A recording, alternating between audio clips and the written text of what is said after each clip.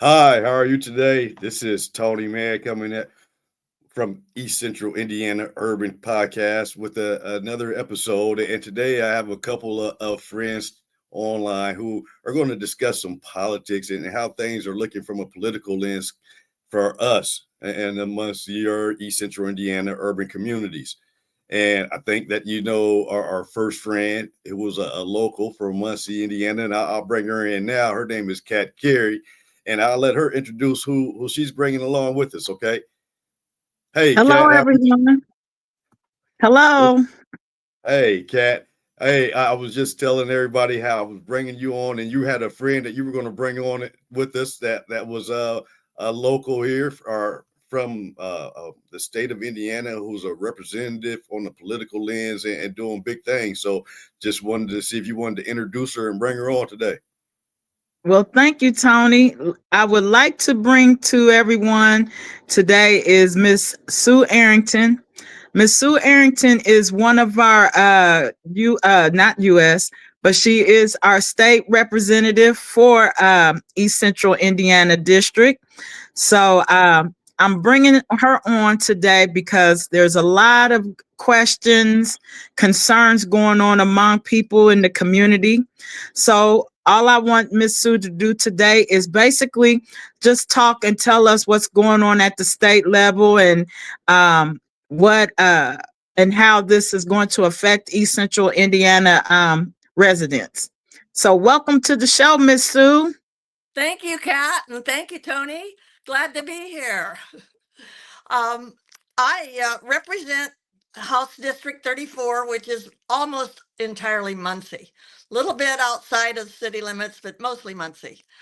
Um, I've been a state representative since 2012, and I'm a Democrat, which is in the minority. Actually, we're a super minority in Indiana, both the House and the Senate, and the governor is also Republican. So we definitely have a fight on our hands to be able to Mhm. represent ideas that we think are really important.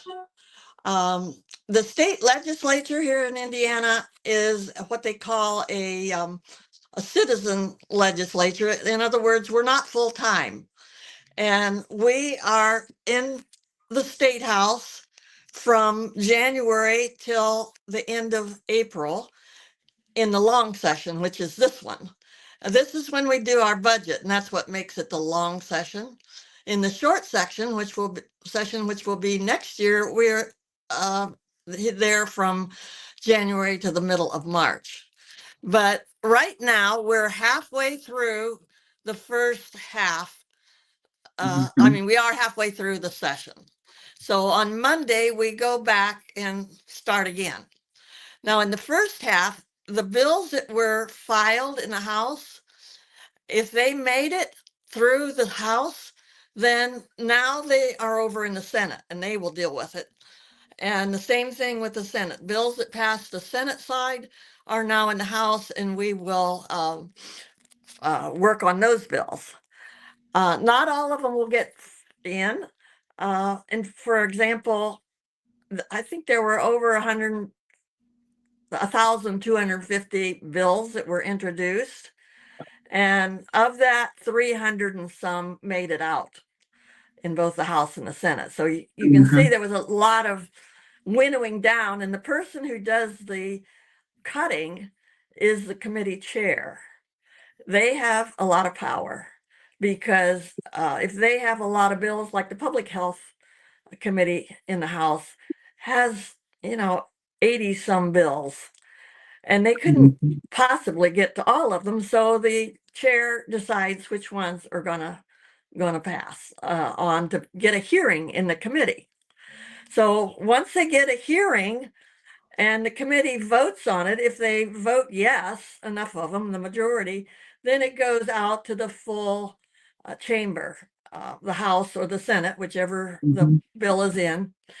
And then there's an opportunity for members to amend what came out of the Senate. Usually that only makes it if it's something that the majority wants. So a lot of those bills, those amendments don't make it, but at least they get a hearing by the people, because we live stream all of our everything that goes on, the committee meetings, and the chamber meetings in the chamber.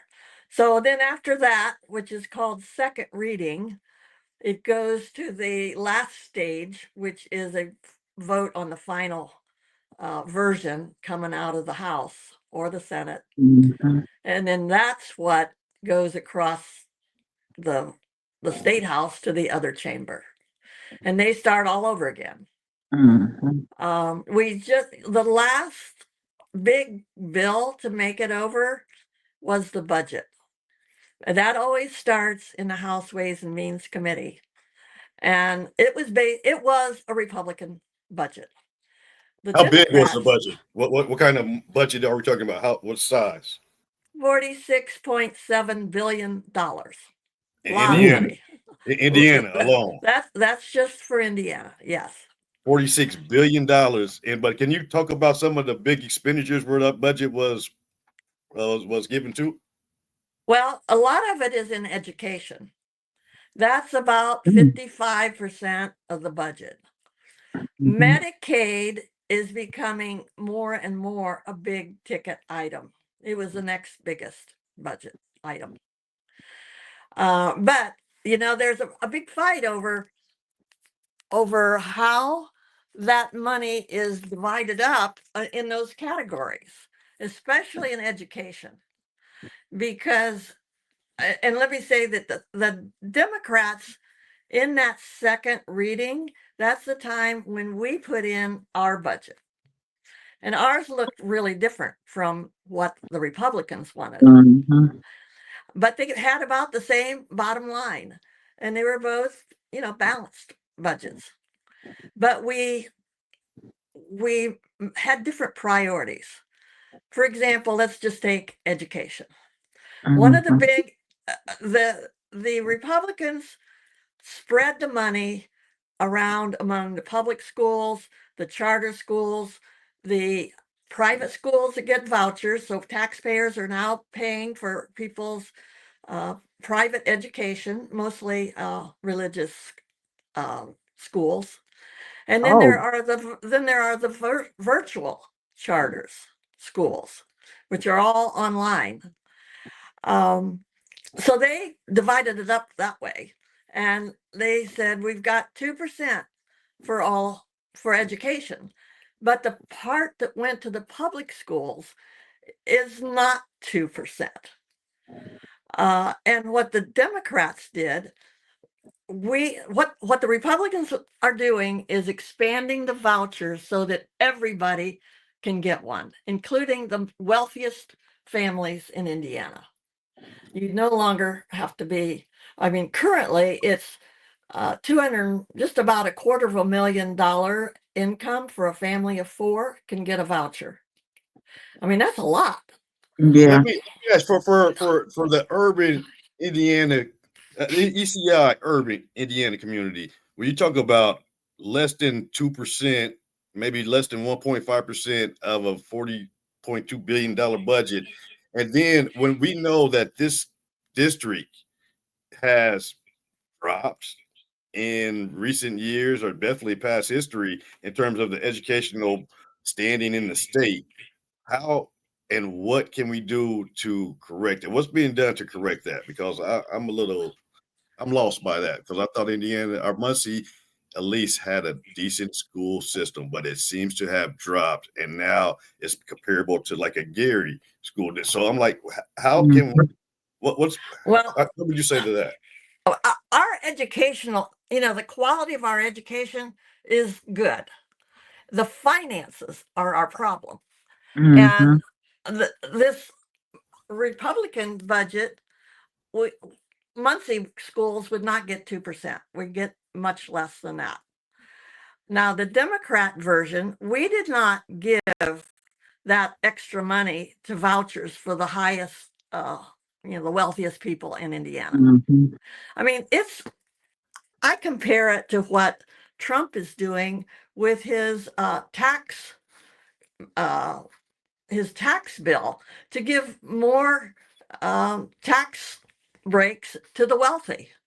I mean, that's Mhm. basically what we're doing in the state on education, to make it possible for the most wealthy people to be able to get taxpayer funded vouchers. So that's not what happened in the Democratic budget. We did have a true 2% budget for all of the public schools. We just didn't give that extra money to the wealthy Mhm. families. So that's one thing. But we were voted down. And so the version that went over to the Senate includes that shortchanging for schools like Muncie Community Schools. And so that what people can do, they need to complain to our state senator. It's now in their side. And it will be different from what came in the House side, but because they always have to put their footprint on it. So, but anyway, Scott Alexander is our state senator for Delaware County. So he's Mhm. someone that people can say, I don't like that, but House Bill 1001 that came over to the Senate. I want you to look at it again Mhm. and make sure that Muncie Community Schools gets a better deal. Well, Miss Sue, Alexander, he says. Scott Alexander? Yes, yes, he's Scott our senator. Alexander. He's our Okay. Well, senator. You could also, I mean, it's going to go into the Senate Appropriations Committee first. That's where they will make any changes. And Miss so Sue, that's I another got a place. question. Yeah. I got a quick question. Was the education bill the biggest bill that would hurt Muncie and East Central Indiana, or do we have any other bills that can hurt East Central Indiana? I know it's going to hurt everyone in Indiana, period. But you are the concern for Muncie and you Yeah. represent us. So is there any other bills that's going to be a major threat to us in East Central Indiana? Well, I want to say there are other parts of the budget bill that Okay. will hurt us. For example, there is right now there's a waiting list for childcare. Okay. The budget that went over to the Senate doesn't do anything to eliminate that wait list. There's also a wait list for seniors to get into assisted living, so they don't Wow. have to go into nursing homes, to give them, a more of a independent life than if they go Hmm. into a nursing home. So there's a wait list for that. The Democratic version eliminated those two budgets because we did different things, different priorities, and those were two of our priorities. Hmm. Um, there's another bill. It's not going to affect Muncie Community Schools, but it will affect the schools in um, the other parts of the county, and that is a bill. It died in the House, but it survived in the Senate and is coming over to the House, and that is to make our school board elections partisan elections. In other words, if Oh, you're running for school board, there's going to be a D or an R after right. your name. And I just feel, and we heard so much testimony from school board members from around the state saying this is a bad idea. We're there for the children. We're Hmm. School boards are not for politics. And so that's still a threat. That bill is still a threat that it's coming over to the House. Wow. You taught me something new about that one, being a former school board member myself. And I worked well with, everyone. So now I can see this is going to be a divide on different boards across the Indiana. It's Yeah, going to divide them. that's right. If it happens, they've tried it before and it's failed, and hopefully we can stop it again. Now, here's another bill. You asked about what will hurt local people, and that's Senate Bill 1. It is a property tax cut bill. Okay. And what it will really be hard on schools and our local government, our police force, our fire department, because it doesn't necessarily take away what they're getting now, but it does affect what they will get coming forward and Okay. actually forever, because it limits what they can collect Wow. from property taxes. And I know uh, Mayor Mayor Ridenhour was at the Chamber of Commerce legislative update, where all four of us who represent Delaware County were there, and they were talking about this SB 1, and the Mayor Ridenhour said, "Well, we have been adding homes. We've been building homes in Muncie. Aren't we going to be able to get money from all these new people?" And it looks like they may not. Mm-mm. The Delaware County Council just voted to oppose SB 1. And Mm-hmm. that's the reason, because it's going to strangle our local government. Right. So when you're saying strangle, you mean in terms of where there's no money there now, there's soon to be even less money for things to be done. Yes. Things to Yes. be. Yeah. Mm-hmm. Now, what the Senate is saying, the Senate Republicans, I should say, are saying, well, you just need to raise your taxes. If you're Oh. not if you're not at the full Lowit tax, then you need to raise that. Um, so it's really putting local government and schools in a bind if this should go through. Mm-hmm. So Well, Miss over the Sue, next 3 years, go hold ahead. on, about in schools over the next 3 years with the dismantling of the Department of Education, and now Mm-hmm. you're talking about the less funds being available for something such as that because of the less amount of tax being taken in. So what would be your prediction over these next 3 to 5 to 10 years in terms of an outlook for the East Central Indiana community? Well, let me say this. About 44% of Indiana's state budget comes from the feds. So, Mm-hmm. as you brought up, if they dismantle the Department of Education, there is a lot of money. Title One money for poor Mm-hmm. students, that's federal money that comes in. A lot of federal money for disabled special ed kids. What's going to happen to that? Um, how's it going to affect school lunches? I think that's probably coming out of the Farm Mm-hmm. Bill. The Farm Bill itself hasn't passed, and SNAP money, that's a big part of the Farm Bill. What will happen with that? So there's a lot. Indiana, I didn't know this until this this week. Indiana is a state that gets per capita more federal aid than all but two other states. Wow. Wow. So we are very dependent on what happens in Washington. So Oh. I hope people are contacting our Congresswoman Victoria Spars and our two U.S. senators, telling them, protect the the people of Indiana. Don't let this money stop coming. Miss Sue, can you tell the viewers out there who are our two senators that represent us from on the federal level? Okay, let me think. It is Senator. We have a new one. Let me think. I, I'm spacing their names, but they are. I know it's Young Yes, and Banks. Todd Young, and Jim Banks. Yes, thank There you. you That's who go. it is. I That's who had to it think is. myself. So, Yeah, but that's I wanted to brief real quick. I noticed you had a town hall meeting the other night, and you had a packed house. I Something I've was never seen.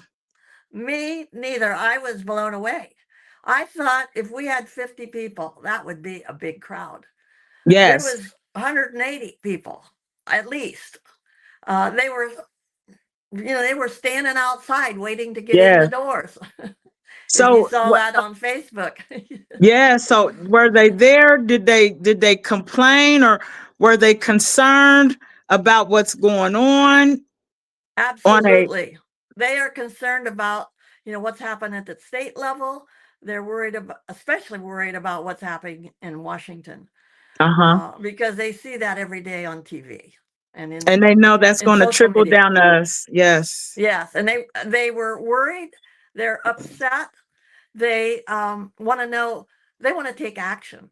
They're looking for things to get involved Yes. Okay. so that they What can. would you And suggest to get involved with? The first, maybe top three things. well, one is contact your legislators at the state and local Mhm. and federal level.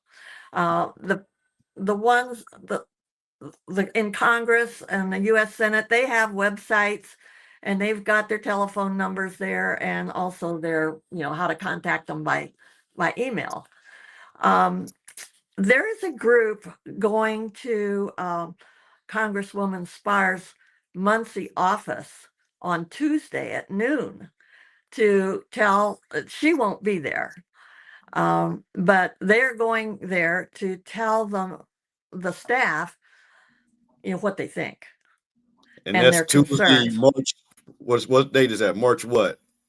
What would it be? March March 4th. 4th. Tuesday, Yeah, March 4th. at Okay. And noon March 4th. And it will be 2000. where? at uh, at Representative or Congresswoman Spar's Muncie office, which is on South High Street. It's across from the convention center.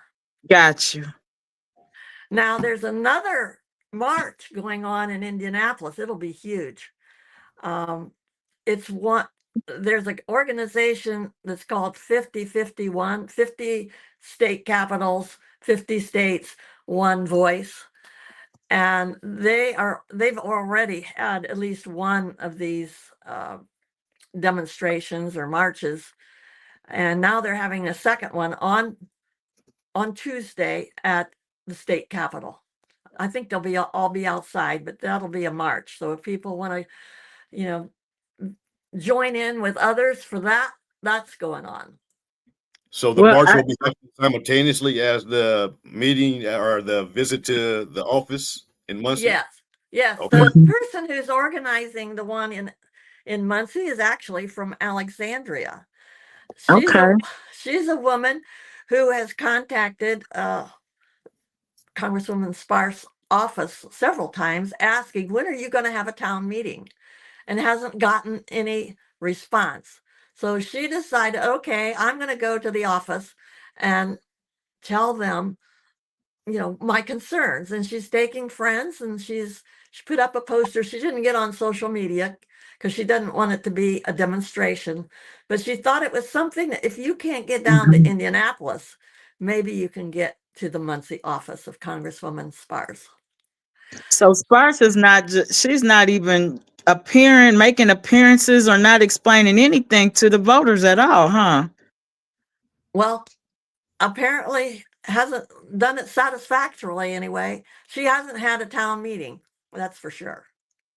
And Well, people want to be able to talk with her. And right. so, and they were at my town hall. People were complaining that their telephone calls weren't getting through. They thought that they just weren't answering the phone. Now maybe the phones were jammed. That could have been what was going on because people are calling in all over the country to their Okay. to their the people that represent them. Well, let Now me I'll ask tell you you. another. You asked for three things, so those were two things. Mhm. Another one is to join an organization here in Muncie that's actively doing things. Mhm. I know that Muncie Resists Yes. is doing things. That's an organization people can join. The League of Women Voters is doing things. Mhm. How about the NAACP? What's happening there? I believe they are planning on getting involved with some things. The president, he was briefing me on going to some meetings and things, talking things out with other organizations, but I'm not certain or accurate about that right now. But I do believe he is, and I will call later and find out what they are planning to do, and hopefully I'll have him get with you on that information because Okay. they do need to I'm get glad you involved. asked. We'll bring them along. We'll bring them on. So, Sue, thank you for Okay, that. good, I will track good. them Well, I down. We'll think, bring them on. yeah, I think people, whatever their community is that they're most comfortable with, that's who they Mhm, look to tell them, these are your marching orders, so to mhm, speak. Now, I will say, this is not something that's happening at the legislature, but Carl Malone visited me a couple of weeks ago on Gun Violence Prevention Day at the State House. The mhm, students demand action were there, and he came. And since then, we've had a meeting here in Muncie about how can we combat the violence, the gun violence that's happening. He was mhm, particularly concerned about something that happened, I don't know, a month or 6 weeks ago, where a 9-year-old uh, found a gun in mhm, between the cushions of a sofa in his home and shot his 4-year-old brother. mhm. Fortunately, it wasn't fatal, but it did send the brother to the hospital. Right. Well, no one has been held accountable for that. Oh. I mean, nothing has happened. So Carl is looking for a group of people that want to organize here locally to really combat this kind of gun violence. I mean, we need. You asked what's happening But at the hold on. state house But that hold can on. Hold on. help. Hold on. Excuse me. That's not gun violence, though. That's an accident. A child shooting another child who found a gun in a home.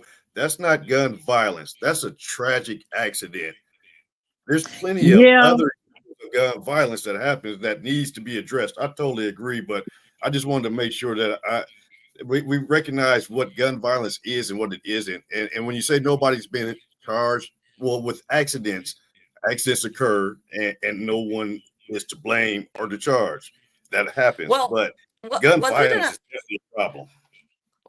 should that gun have been down in the sofa Right. between the pillows? I mean, that's Absolutely not. something. No. It should And never been close for a child to get access to it. So yes, I see where you're going with this, Miss Sue. yeah, So yeah. and But that's not gun we violence. have had bills in the General Assembly to require safe storage Mhm, of guns in your home, but they never get a hearing. The Republicans shut them down. In fact, there have there is a law that was passed by the General Assembly that would prohibit local government from having stricter gun laws than what the state has. And so that really ties the hands of local, um, you know, mhm. enforcement of what they can do.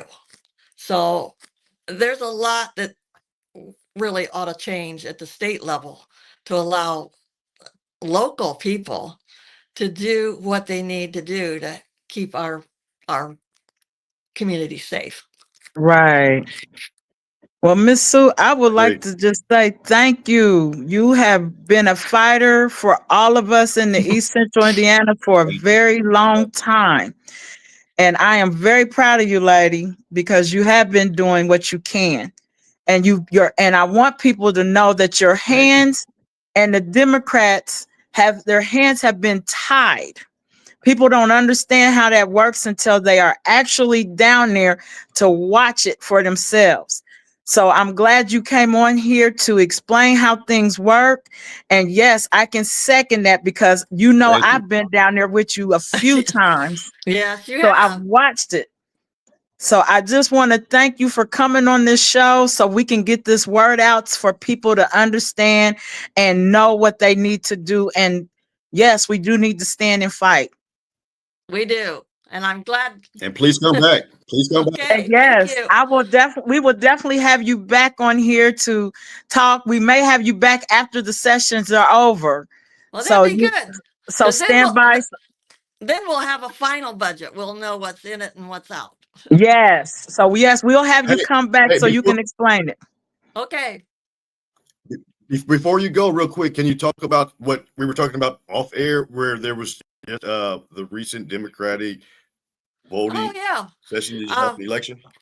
yeah, today is the day that local political parties elect their new officers for the county. And so the Republicans, I don't know who they elected, but the Democrats elected a whole new team that is, they want to make progress. They want to unite the party and use technology. We haven't used technology very well in this county, but we could. They want to raise money. They want to bring all the precinct committee people together to work together and not just get together once a year to elect officers. Mhm. You were there, Kat. Was there any? I mean, I'm not a precinct committee person, so I wasn't at when they were giving their speeches. But was there anything that stood out to you? There were no speeches given, but I will Oh, tell you it was a packed house. I never seen that many precinct committee or vice precinct committee people in my life until today. But it was a packed house. We got all new officers. I'm pleased with that. I'm pleased with the end results, and I'm looking forward to working with these new officers yeah. because I think you had already left when I arrived and went yes, upstairs. It was when they were, Andrew Dale's the new chair and yes. Joanne McKinney is the vice chair. But Andrew was one of them said that on, I think it's April 3rd, they're going to have a meeting of the Hmm. precinct committees and vice Yes. to strategize on how we're going to move forward. Yes, I did leave after I cast the last two votes because I got tired and antsy, and plus I had to get back here. Yeah. And I don't know, did Jason Walker, did he win as the Yes, treasurer? he So yeah, did. we did get new officers. We got all new officers, and that's a good thing because now we can see what they can bring to the table.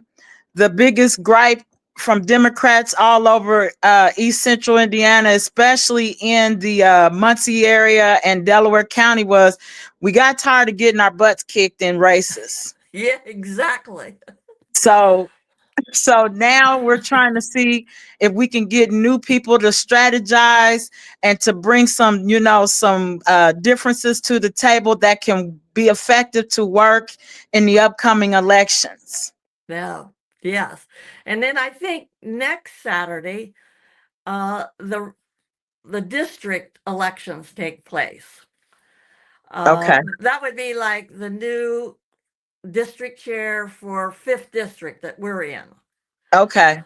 Terry Austin from Madison County is running for that, by Yes. the way. And then the Saturday after that, it would be, I think it's the 15th, is the state party elections. And the people that elect the state party officers are the district Okay. The district people. voters. Okay. Yeah, the district chairs, and I think their vices.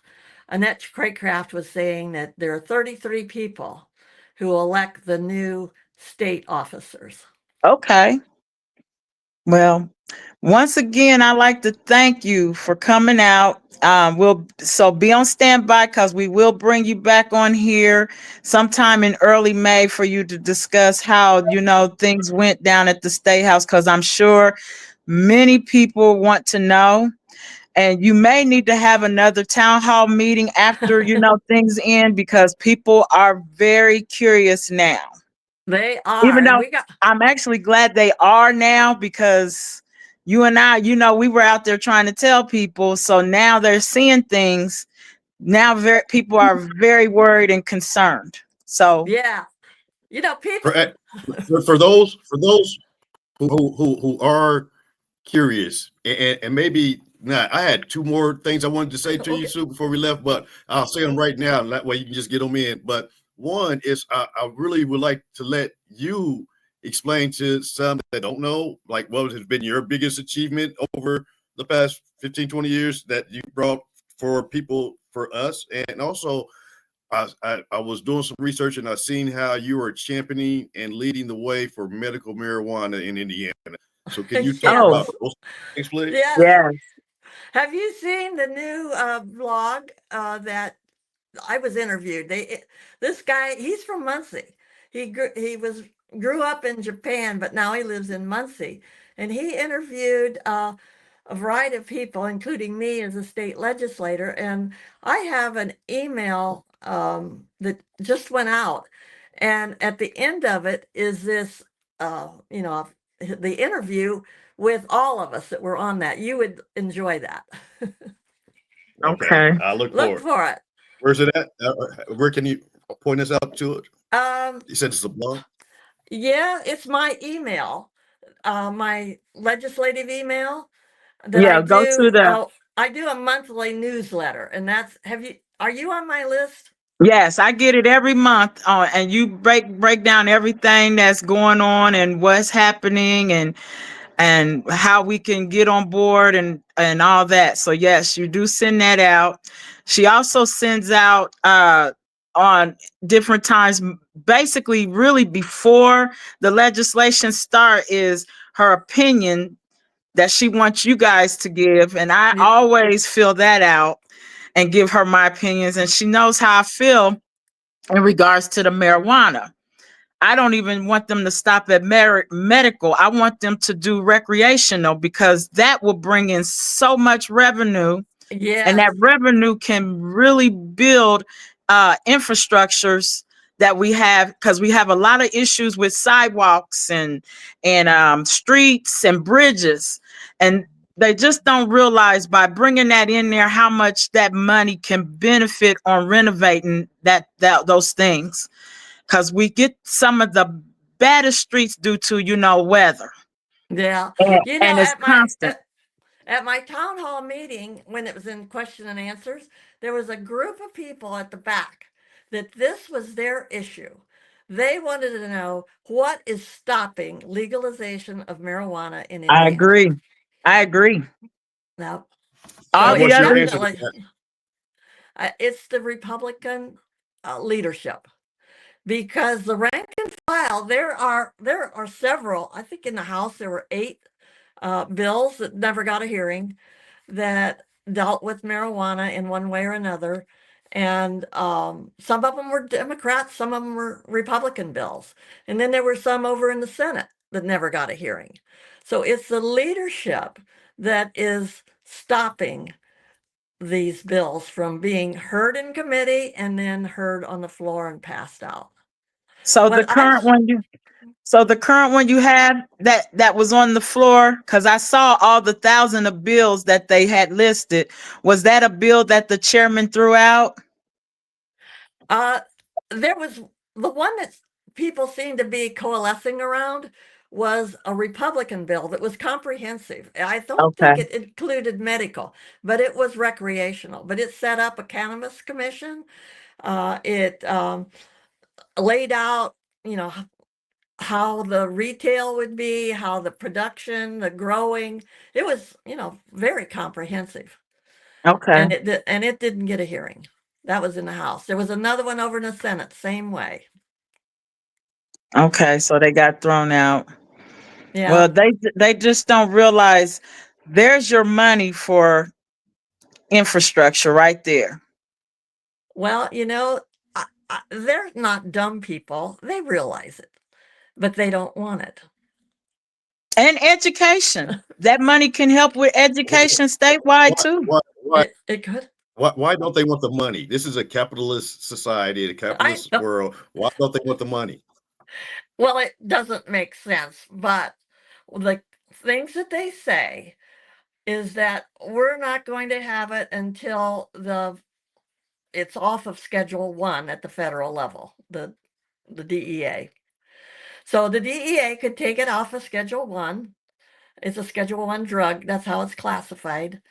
Or Congress could make it legal throughout the country, but neither have done that.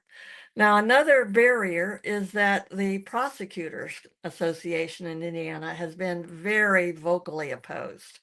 They've done a lot to oppose it. Now, if you watch, this is something I hadn't even thought of, but um, the young man that did the blog Mhm. investigated pharmaceutical companies and their interests in drugs, and he pointed out to all the money that Eli Lilly has put Mhm. into you know political races. Oh, The alcohol lobby may also be opposed because maybe people would start doing this instead of drinking. uh-huh. It makes So sense. so those are some of the things that are beginning to be talked about as barriers. Now, whether all of them are, they may not all be equal, but those are some I of the see. things that may be holding it up. So the It's certainly, lobbyists are paying big money now. I yeah, see. I yeah. didn't think of that. Thanks for that information. You're welcome. Now, there is a new lobby in town that is supporting marijuana Okay. legalization, and that's called Safe and Regulated Indiana, I think is the name of their organization. They have a website. You can look at it and see what they're saying. It's basically a Republican organization. Wow. So that tells me that the Republicans are split on this. Yes, they are. Okay. Yeah, Some want the money, some don't. Is what I'm hearing. yeah, Right? yeah, Some want the yeah. money. Some of They the see it. people, They're like, let's. yes, yes. And if you, if you will give me your email address, I'll forward this to you so you can see it too. Okay. Hmm. But they talk. They talk with some distributors up in Michigan who talk about 40% of their clientele come from Indiana. Yes, they do. I've been told that they all travel up there to get their stuff. So yes. Yeah, they had Well, it's pictures legal. of license plates in the parking lot. It's Oh legal wow. in Illinois has legalization. Ohio. Yeah, What about Kentucky? Are we surrounded? Like we're landlocked by others that already are ahead of us here. Right. yeah, yeah, we are. And just like legalizing that Sunday sales, we were dead last on that. And I have a feeling we're gonna be dead last on That's true. marijuana. And that makes no sense at all. If we can do anything as a state to create or build our money base to pay for things that need to be paid for, the most important things, that is a way of doing it. And to me, they just make no sense to me. But yet you None. want to be at the house to represent what the people want. Now, well, you know what? One of my bills was actually a resolution to change Indiana's state constitution to allow citizens to vote on issues like this. I agree. It got I shut agree with down. that. It got shut down. But if you look at the states that do have legalization, I don't know if all of them, but at least many of them, those around us, got it because they had a citizen referendum at the ballot box. That's how they got it. Wow. And that And Well, begins in the streets, right? Ground roots well, level. it means going out and voting. It means putting it on the ballot. Do you should marijuana be legal in Indiana? That's the question. that needs to go. That definitely needs to go on the state for people to vote in next year's election. I'm gonna tell you now, I'm looking forward to seeing our numbers grow in next year's election also. And I me have a too. feeling we're gonna have a large turnout of people voting in next year's elections. And it's the midterms. Yeah. And you know what? So What happened today here locally with a new central committee? That's where it starts, down at the bottom. And if we have a strong party here in Delaware County, that will help at the Yes, state level and the I federal agree. level. I agree. That's probably where we started by getting new people in. So Uh-huh. that's a start. So I think yes, you're right. I believe you're right. that's a start. It happened Tony, today. anything else? Yes. It happened today, and we had, by state law, we had to finish those votes before 1 o'clock. Glad you So, got them and done. it was like I said, the place was packed. Never seen it that packed. Well, I'm glad you got them done. Was able to get in here to us and let us know about it as quickly as possible, because I feel like sometimes there's a gap in between things that occur and when people find out about it. And I'm trying to bridge that gap or lessen it as much as possible so that we can find out how to get involved and what we need to do to make sure that we have our voices heard. I know that there's so many things going on in the East Central Indiana community that we can just see with our eyes, but from an urban perspective, it's not quite the same. And that's why this is here. So thank you so much, Sue, for coming to join Mhm. us and to us and to be a part of us. We really appreciate you for that. Thank Well, you so much. thank Yeah. you. Thank you very And much. you already know how I feel. You know I love you. So I don't know Well, if you were love you on. too. Yeah, but I was telling Sue how I met her back maybe about '04 or so, or '06. I came back for her back to Muncie, and Chico or Amir Shabazz introduced us, and she was running then. So I told her that I've had my eye on her, and really glad to know she's still around and involved. So that's a long time commitment. So thank you for being real about she it like that. does. She tries to fight for us, but like I said, I've seen it. Her hands are always tied. So Well, but I still have a mouth. yes, you still have a mouth, but you know what? I've seen them do it. It'll go in one ear and out the other. Like, okay, we don't hear her. Well, So, I but you think could still go on record. Always keep it on record, though. that's right. Well, Well, thank you I've for really coming. enjoyed this. Well, Thank stand you. by. I'm We'll so glad bring you to hear back that. here. All So right. I'm so glad to hear that, because when people come on, they're not sure what to expect, but that's been the constant theme, is that they really enjoyed it, and that makes it just that much more enjoyable for everybody. So I'm glad to hear you say Right. that. Yep. Thank you. So, Well, thank you. you're Thanks welcome. again, Sue. All right. Thank All you. right. All All right. right, Take care, lady. All right. Bye. Bye I'm gonna bye. close this out. I'm gonna close this Thanks. out, Kat. Thank you so much. That was cool. That was very nice. Thank you, Tone. Thank you. And you got me on recording still. But We're still recording. okay, well, hang up so I can Well, tell you we'll something. come after the recording then. Okay, let me finish then. I'm gonna go ahead and say goodbye to you and remove Okay. you, and then I'll finish off with everybody and tell them to thank you for coming and watching us. So again, this has been another episode of the East Central Indiana Urban Podcast, ECI Urban, with Tony, man, as your host. And as you see, we had a special guest host with Kat Cary today, and Indiana State Representative Sue Errington, who graced us with her presence and information, and I really appreciate that. So if you have any questions or any comments, please don't hesitate to reach out to me. Let me know. If I can be your voice and say something for you, let me know, and we'll make sure we get the word out and across to the people, or I can try to connect you to them so that you can say it yourself. But thank you for watching, and I hope you enjoy that information, and know that we'll have more coming through the spring and summer, and let's get involved and help build as we come together. All right, I'm out. Thanks.